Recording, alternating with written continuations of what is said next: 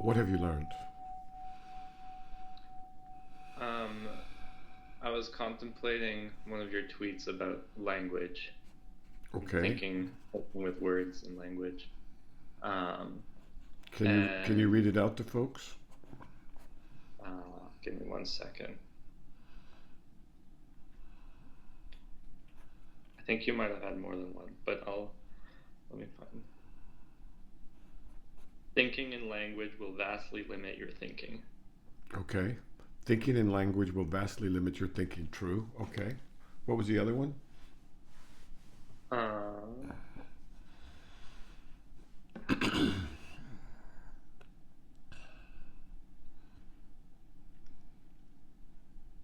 you had another one that said memes are greater than words. Oh, okay. I was thinking more of whatever you say something is, it is not. Right. Okay. Um, All right. Go ahead. What have you learned? well, so it made me contemplate the limits of thought. And it seems that there's language has its limits, and it's like it's obvious to me why, and because they're like pointers and not the real thing. Because it's discrete, like mathematics. Hmm. Okay. But it's just to go Well, further, I should it's say almost some some mathematics. it's it's Sorry. it's its own space of it's its own dimensional space almost that has logic that applies only to the logic itself, but not the underlying reality. Okay. If that makes, Natural um, language or many other languages as well. mhm. Um, and so I can I can observe my mind, and I can catch the limitations when I get into some patterns of thought. Um,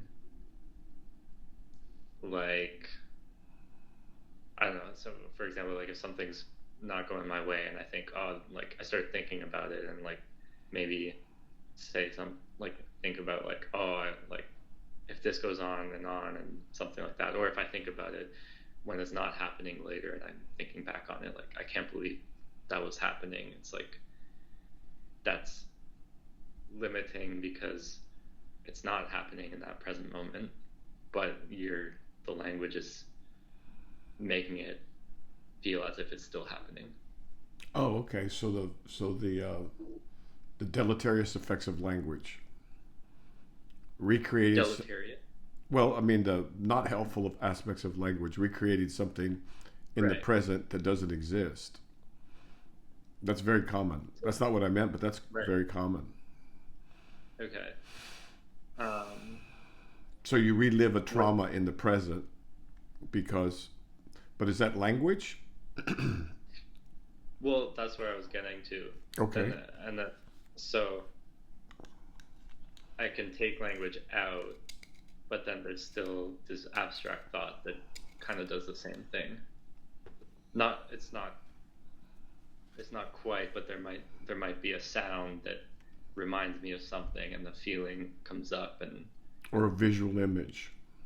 or visual image, or even I'm even just thinking some of abstract PTSD sensation. right now. So a soldier hears a loud noise or sees a blood Yeah. on the ground and relives a whole. Okay, good.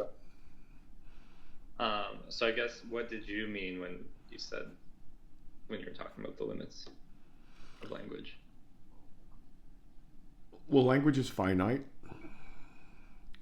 Language is like computation, is it not? Seems to be. Is computation limited? Mm-hmm. How is it limited? It's limited by the rules that it's built upon. Can you change those rules to make it not limited that way? A famous problem comes to mind called the halting problem, Okay. and it goes something like, is it possible to build a program which takes an input and an output, and the goal of the program is to determine the input of the program should be any can be any other program written in language. Mm-hmm. And the goal of the program is to determine whether or not that program will run forever or it will stop at some point. And the halting problem, has that been solved? No, it's not, it's unsolvable. It's unsolvable in computational language. Okay. Yeah. And so, tell me if I'm right or wrong, but it would seem like whenever there's an infinity involved or a continuity, then computation and language, computation, which is a language, falls short.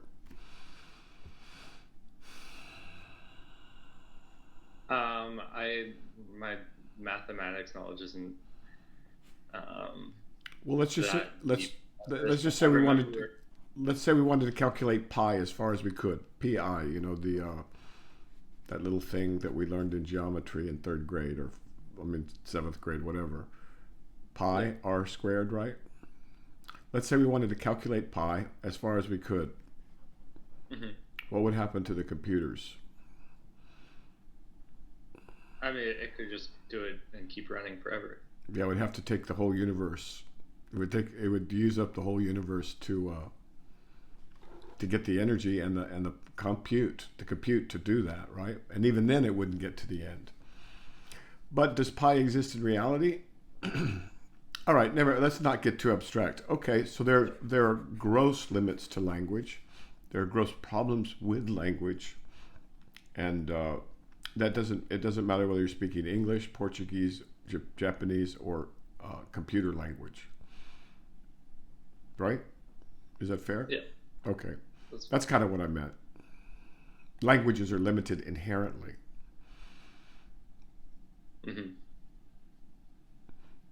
And the second thing was just kind of being cute. Whatever you say something is, it is not. Mm-hmm. Like, how could it be? How can something be a map? Unless it's a map. I suppose. I cracked myself up. Okay. Questions or anything more on that? Well, so slightly related to that, a lot of the Zen teachings have to do with stopping thought or stopping the mind. Stopping the ordinary mind, yes. So, Very nice. Very nice association. Good.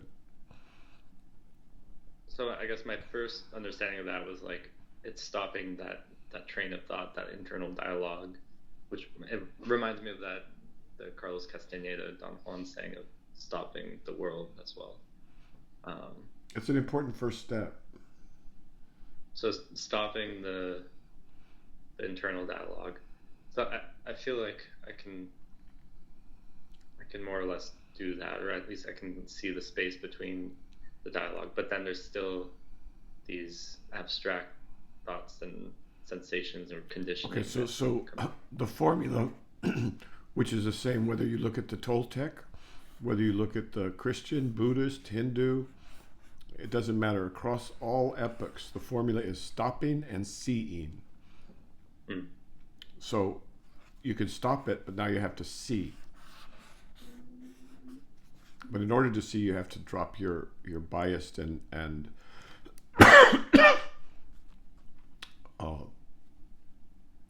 your language, your thoughts, your ideas in the mundane, or like a thick veil.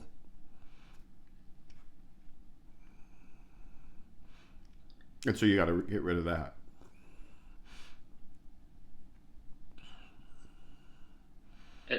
So because you constantly add I am seeing, but that's not what it says. Stop and see. You don't need the eye to see. I mean the eye with a you know what the eye I mean. Not this eye. Mm-hmm. Yeah. So stopping and seeing. So what do you do about things that come in as like distractions, like bodily sensations. You just look at them too. You see.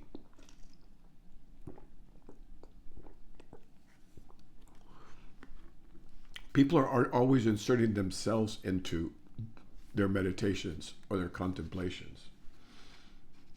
And so learning to drop that takes practice, preparation usually, and then one day it just drops. Yeah.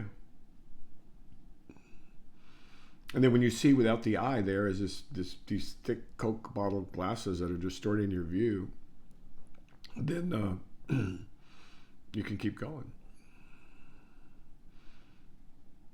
Now, the Zen koans are not just to stop the mind, by the way. They're very, very nuanced. Do you have one on yeah, let's look at one. No, I was going to say two things. One, yeah, I just meant that as one example of. Yeah, it's just okay. All right, that's fine. That's good. Yeah, so I stop. just have, You stop the internal dialogue, and then you look without yourself in the way. And all the practices, all of them are like to help with that. I have this one that I was. Oh, you have the teachings of Wang Po? That's good. What do you think of it? Let me say something about this book. This is a nice book by translated by John Blofield. He's a very good translator. He's humble. He knows his limitations. He's does a good job. He's authoritative. And here he presents Wang Po, one of many teachers of the classical age of Zen. One of the later teachers, I might add. But Wang Po's and David Hawkins, for you that are David Hawkins fans, David Hawkins thought this guy literally walked on water. I mean, he was like, on his scale, he was like, woo, way up there with, the archangels or something. Not quite an archangel, but close. I think he's as high as any human gets, except for Jesus, in David Hawkins' scheme of things. So that's fun. All right, what do you have for us in there? Can I read this passage? Sure. Where is it though? Just so I can see it. Page 36. Please do. Okay. This pure mind, the source of everything, shines forever and on, all with the brilliance of its own perfection. Beautiful. Just read that again. Just read that again for folks. This pure mind, the source of everything, shines forever and on, all with the brilliance of its own perfection. On all with the brilliance of its own perfection. I mean, there's two ways to read it.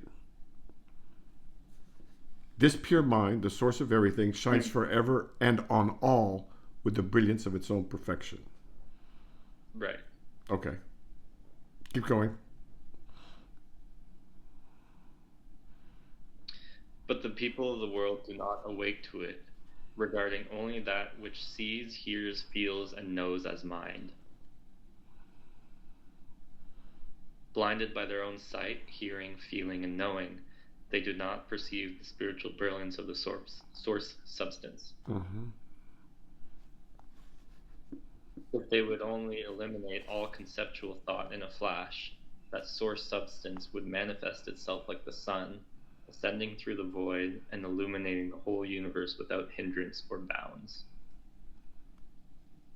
Therefore, if you students of the way seek to progress through seeing, hearing, feeling, and knowing, when you are deprived of your perceptions, your way to mind will be cut off and you will find nowhere to enter. Only realize that, though real mind is expressed in these perceptions, it neither forms part of them nor is separate from them. You should not start reasoning from these perceptions, nor allow them to give rise to conceptual thought. Yet nor should you seek the one mind apart from them or abandon them in your pursuit of the Dharma. Do not keep them, nor abandon them, nor dwell in them, nor cleave to them. Above, below, and around you, all is spontaneously existing, for there is nowhere which is outside the Buddha mind. Dang. So you see why Hawkins worshipped this guy. Yeah, this is really brilliant. I mean, beautifully put.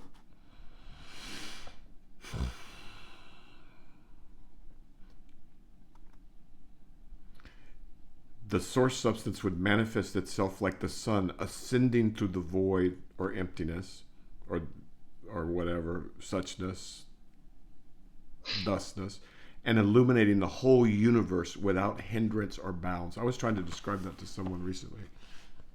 Without hindrance or bounds, the whole universe, completely free.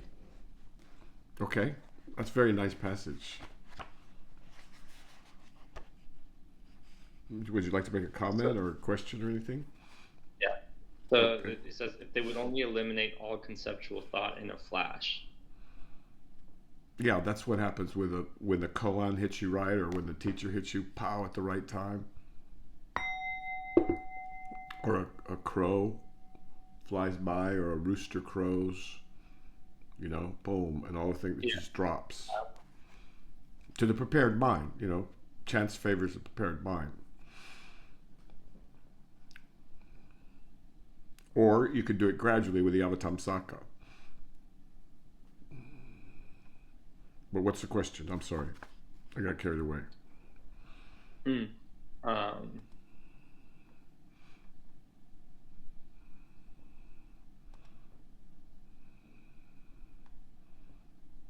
is is that the same as stopping and seeing? Yeah, that's big time stopping and seeing. That's stopping and seeing with a big S and two big S's. Because once you stop and see in that way, you will never see the same again in your life. So what's the difference between the big S stopping and the small S stopping? The small S stopping and seeing is practice. It's preparation. It's having an orientation towards truth, which is also looking for you. It's starting to help you at least see the right direction. I mean, you won't see the moon if it's in the northeast and you're looking in the southwest, right? So maybe you can't find the moon exactly, but you can at least be pointed towards the right night sky. So that's the small stopping and seeing. It's preparation, and that's what all these monks are up to, and acolytes of Don Gennaro and Don Juan in the Carlos Castaneda series, and the Zenists and the Hindu. That's what everybody's doing. Mm. So that's one way to do it, but another way to do it is to find the self, which you're not going to do, and so that's Ramana Maharshi's method. Mm. When I've been sitting quietly, I've been doing that practice of trying to find the self. Okay, well, good luck. And What have you found? well, it's really interesting because there's like a feeling or a sense of like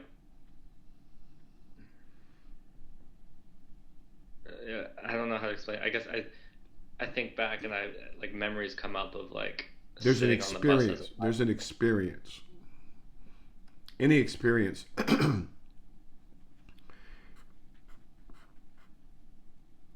has a sense of, oh boy. Again, maybe I've been listening to too much of these theoreticians. I listen to these guys just for fun. It's a lot of fun. This free energy principle, and what is existence in quantum physics? What does it take to be an observer in quantum mechanics? And what does it take to just exist? And what is existence really? So that's just a guilty pleasure. So there is this sense of existing, is there not? Yeah. Yeah, you do exist. That's true. You do exist. Something exists. That sense is the same as like when I was like 5, right? I can remember that sense. That Yeah, there's nothing wrong with that sense. The question is, what are you though? right. And so when I focus on that, it feels like I pulled back, and then there's a sense like, oh, I don't know, and there's a feeling of like I've assumed I know for so long, but there's no basis for that to stand on. True. And then when I hit that, things kind of get like, uh, I don't know how to explain it, if like almost like excitement or fear or confusion. And Well, fear will cause confusion, and so will excitement. So, but it's really good, really, really good. I like that a lot. So there was fear, excitement, and confusion. So both and fear or also excitement like, will cause confusion. So let's just call it confusion, or let's call it sure. fear or excitement. But both of those need to be eliminated. Good, good, good. Yay, And also yay, good. uh, bodily sensation as well. Yeah, there's a bodily um, sensation. There's a bird flying across the sky. There's a bodily sensation. A leaf falls from a tree. A cloud goes by. What's the mm. difference? Yeah, so I guess I just need to continue that, right? And Yeah, I think that's really get good. I think that's exactly okay. right. Excellent.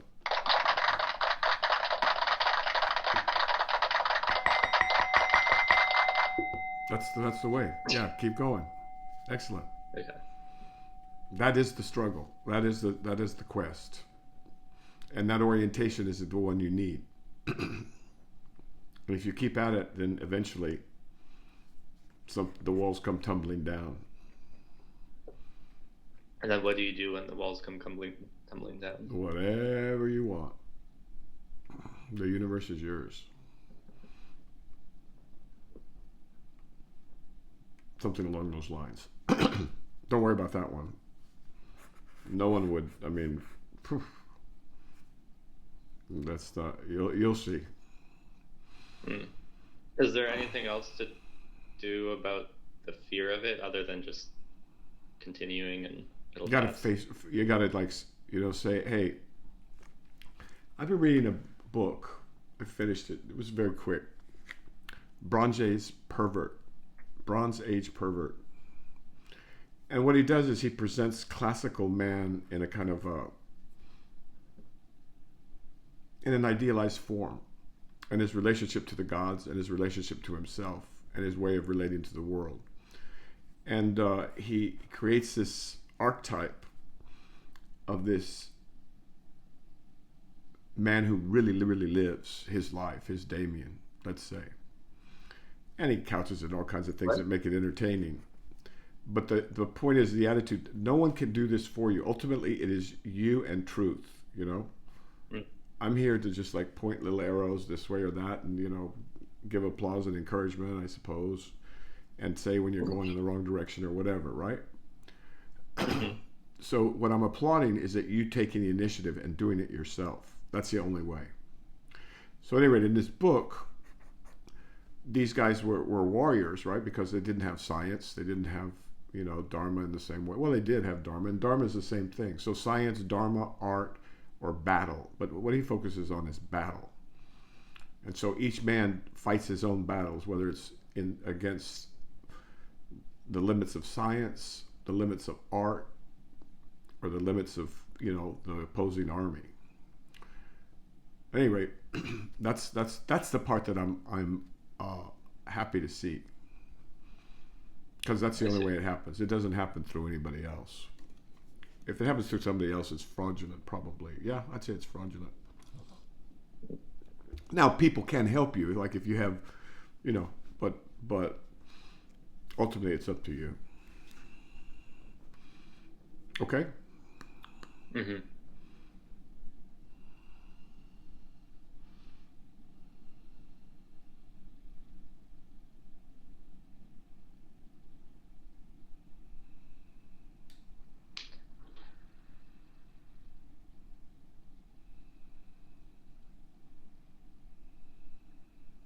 Um,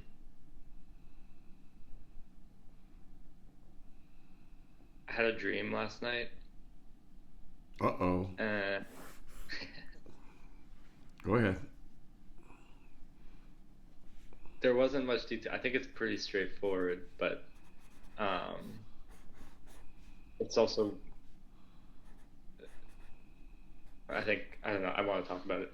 I'm playing soccer You're playing what? and Soccer? soccer. Okay.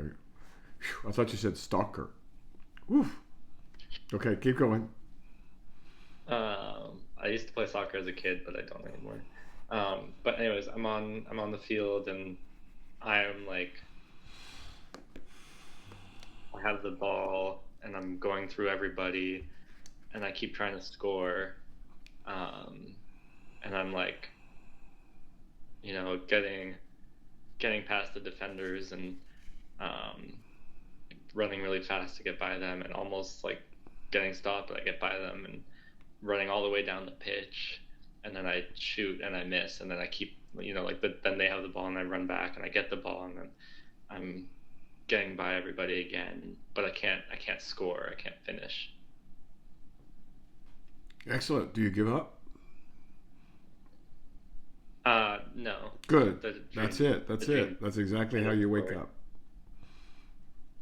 That's a dream about waking up, obviously, and that's how you do it. Just don't give up. Keep going. In Mm, the Seventh Samurai, there's a beautiful scene at the end where everything's finished. These guys they fought a good fight, but they've been defeated. And I think the last samurai, or one of the last, I don't know, I think he gets an arrow through him or a spear, I don't know what exactly. But you see him in the mud and you see him like throw, I mean, he's got nothing left, but he like throws his sword to try and kill one of the enemy, right? And it's just that spirit of, I'm not doing it justice, you should see the Kurosawa film.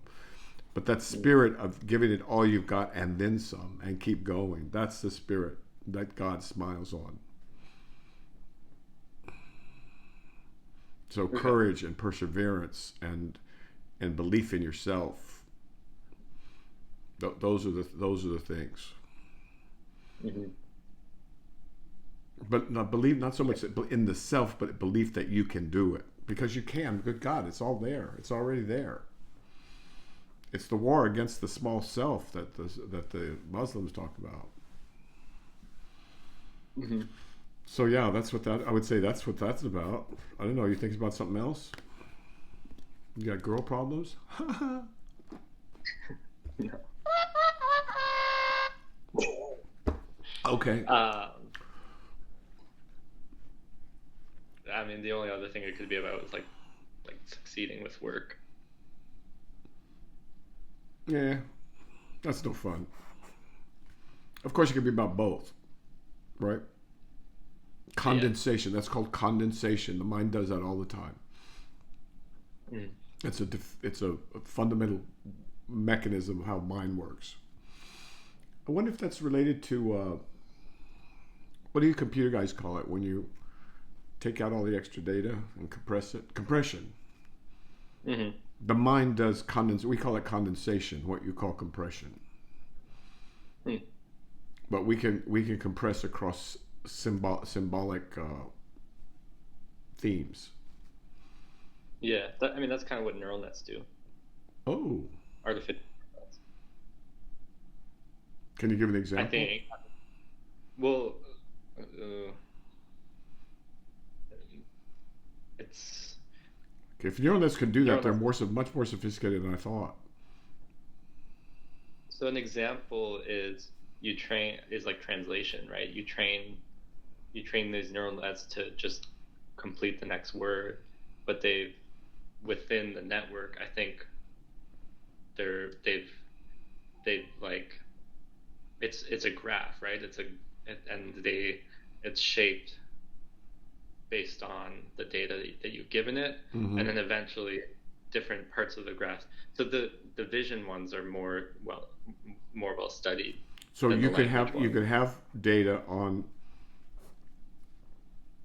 trying to get coconuts, right? So you have the data about the trees and the coconuts, but then you Hmm. want to go to the bottom of the ocean and dig for treasure in a buried pirate ship. Yeah. What part of the coconut retrieval program is the same as the going to get the treasure at the bottom of the ocean? So you'd have to like do a lot of work to look at that particular example. But I think if you take the visual neural nets, the ones that recognize patterns, I think, let me talk about those as an analogy because I think they're easier to explain. But those ones, if you recognizing a cat versus a dog, Mm-hmm. right? There's going to be a component of the neural net that can recognize ears, and it's going to be reused for both cat and dog. But it wasn't Okay. Okay. designed. Okay. It was I learned. was trying to get more to the condensation of the impulse, but you're describing the target. But okay, that makes sense. But it could be further back in a more abstract layer. So there, for language, for translation, there could be a component of the neural net that represents something, some Okay, can a language. neural net represent your desire to score in soccer?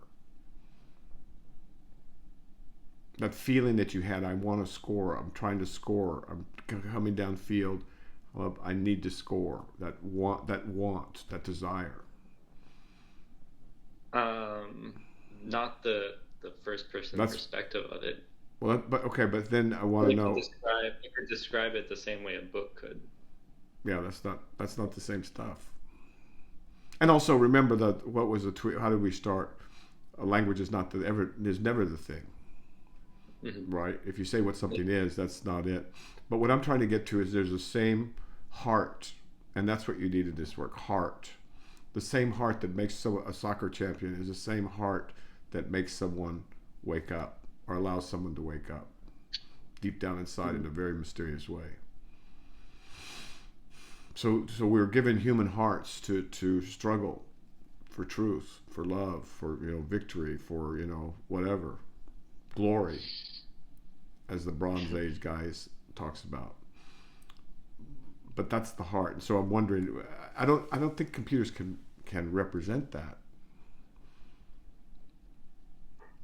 They only is as much as you can represent it with words.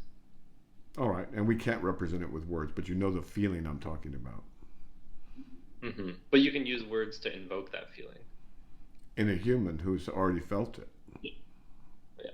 What about in a machine? No. Not so far.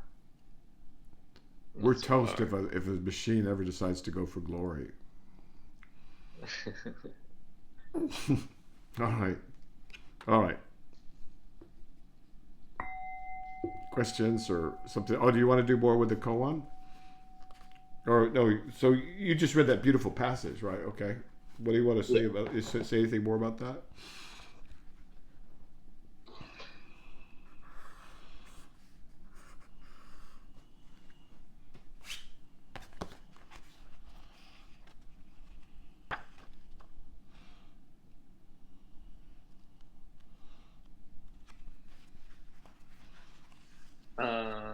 I don't have anything more to say, I think. All right. You mind if I take this moment to read a little flower ornament? Yeah. Just a little bit. This is from the 10 stages. It's where it opened up.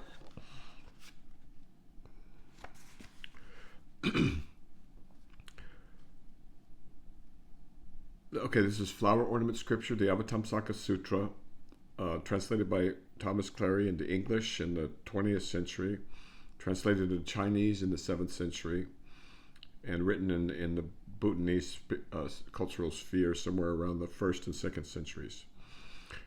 Okay, here we go. Among the 10 transcendent ways, transcendent wisdom is paramount in these enlightening beings, but they also practice the others as best they can. This is a brief summary of the 6th stage of enlightening beings, called the stage of presence. Most of the enlightening beings in which are masters of emanation, expert and powerful in stopping people's conceit, skilled in drawing people away from the conditions of pride and arrogance.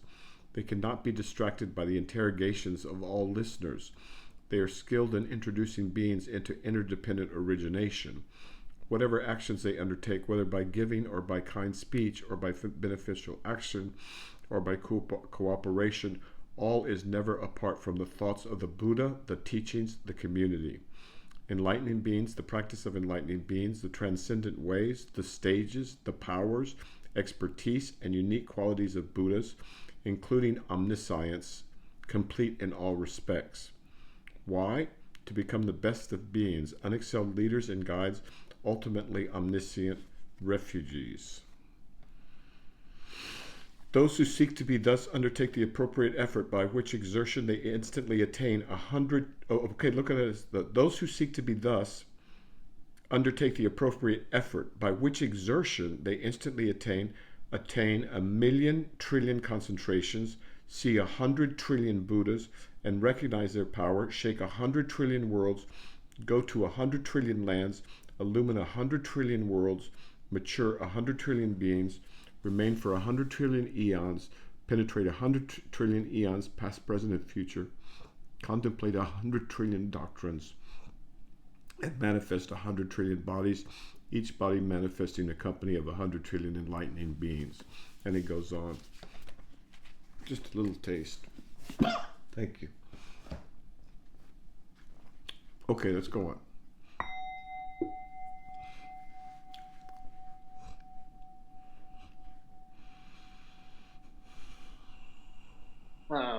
I had another question on that. I think it kind of been answered, but my question was like, how do I, if I'm doing this work and like observing myself, how do I make sure I'm pointed in the right direction?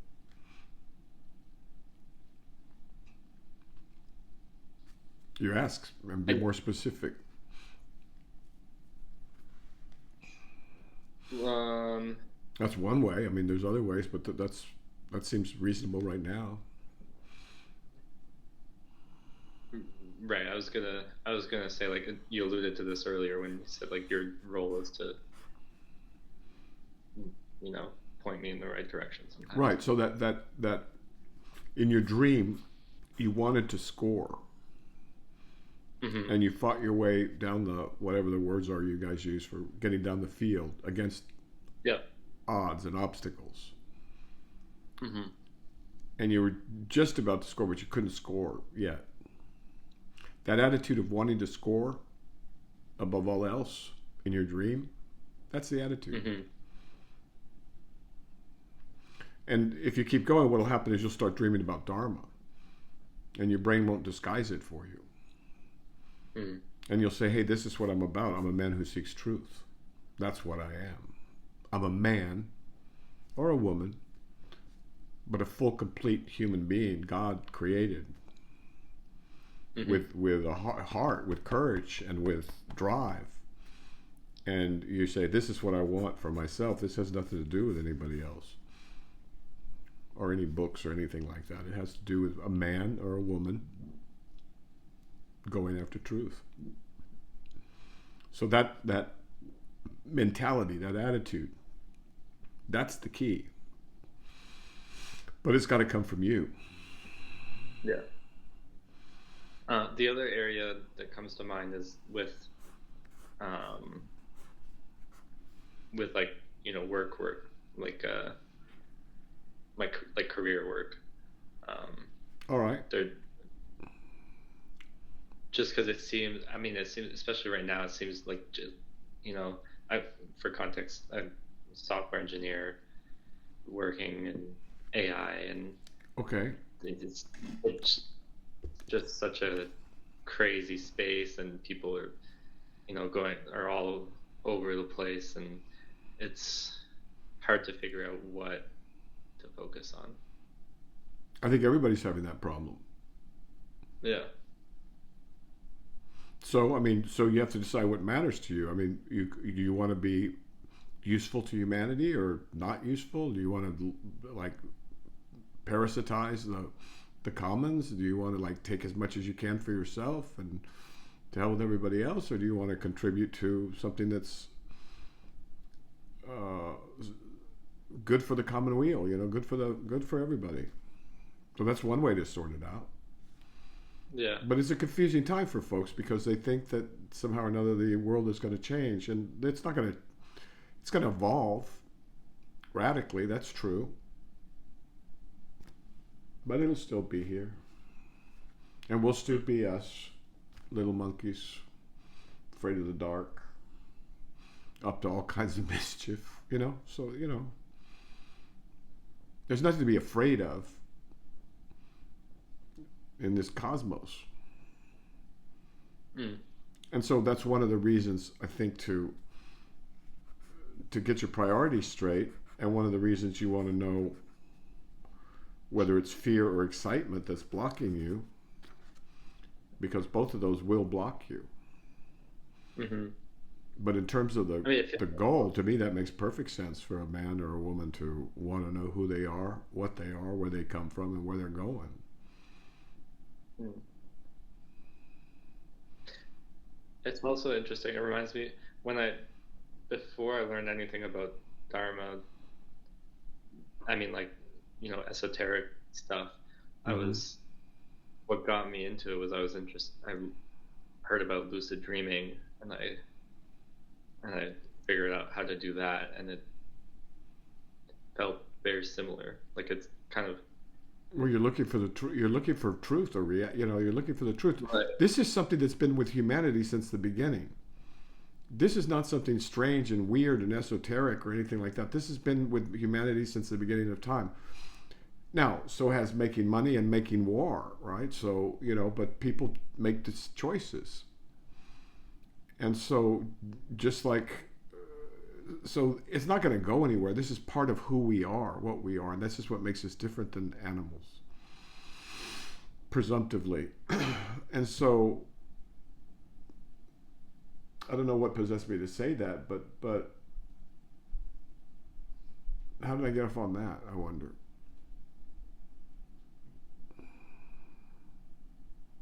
Oh, you were talking about work. This is the real work, in my opinion. But that's me, right?